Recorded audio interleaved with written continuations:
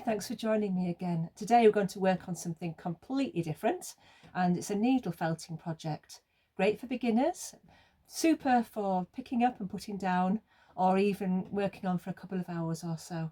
I'm going to make a needle felted Easter egg.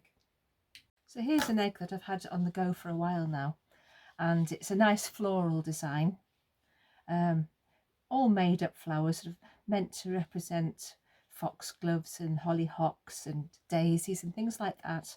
So it's just me having a go. That one's a little bit too bright perhaps. So the front is finished and the back still needs some more work. Now it's very, very lightweight because what is underneath this merino wool is a polystyrene egg. It's very light and it's great for needle felting into. And for needle felting, I tend to use a single multi-purpose needle here. Now, the needle is different to a normal needle because it's got two little barbed ridges there. So anything that you put on top of the polystyrene will be pushed into it. So I've got a little bit of merino wool here, and I'll just demonstrate how you can do this. So if it was fabric underneath, the wool will be pushed into the fabric, but this is into polystyrene. So if I just lay it on like that and push the needle in, it's actually pushing the wool into the polystyrene. You can see that. And if I place it upside down, it's not going to fall off because it's attached there now. And if you make a mistake, just pull it off, pull out the little bits, and it's all gone and you can start again. I've got a needle felting pad to work on, and if you're worried about your fingers, you can actually buy little finger sheaths to protect them. Yep, so this is a single needle. This is a number 38 star-shaped needle, so it's multi-purpose.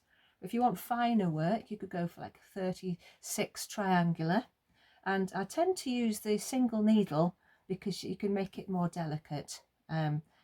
It's quite nice for working with. If you do have problems with arthritis, etc., you can get needles in a holder like this, single ones or ones with a few needles in.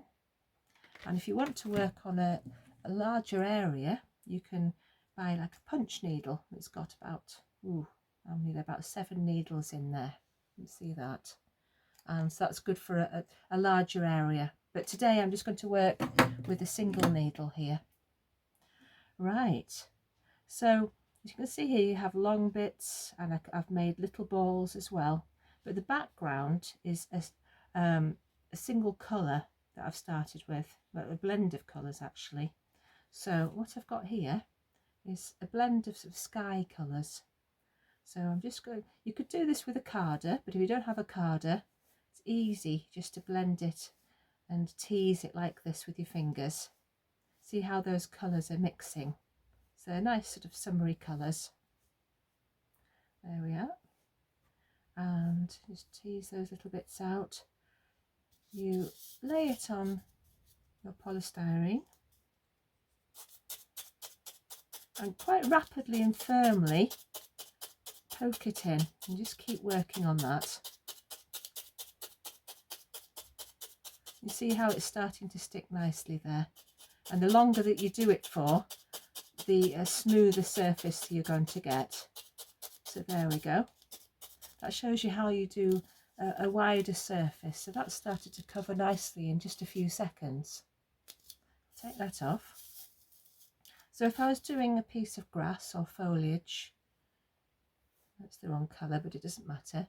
Just take a piece of merino and twizzle it with your fingers. So you're almost like spinning a yarn. Can you see that?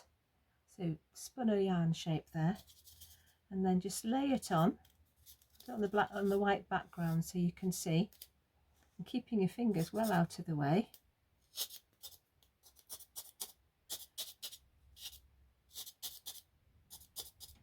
You can then just lay it on, so that looks a little bit like a long grass there.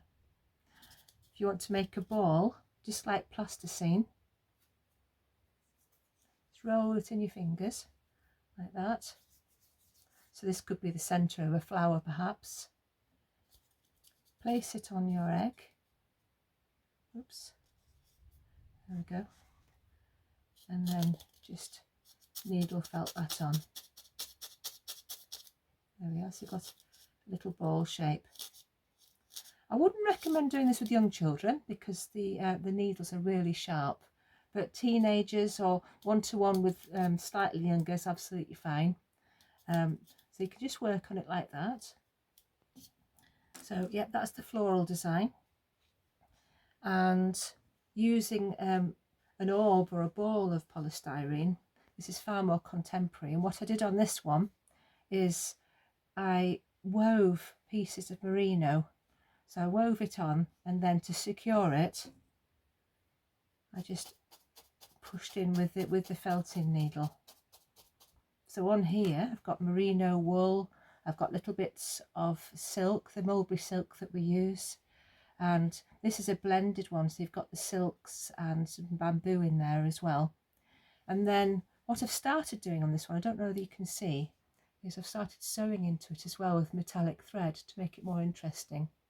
So this is like a woven effect, or you could do something similar, spiraling around. And I think that if you had a few of these in different designs in a fruit bowl, that would look really, really nice. So as a talking point in your living room.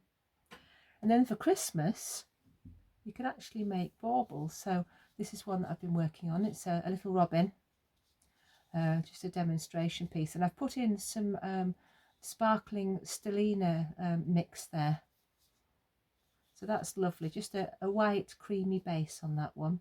So the world's your oyster really. You could have Christmas trees, snowmen, all sorts, and then just hang it up with a nice little bit of ribbon.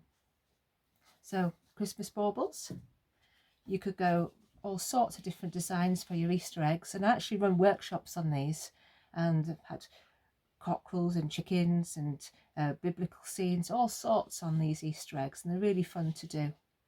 So yeah, the wool is a merino, and then you can add effect fibres as well. Just lovely to work on, very, very tactile. So I hope you enjoy working on them. Thanks for watching.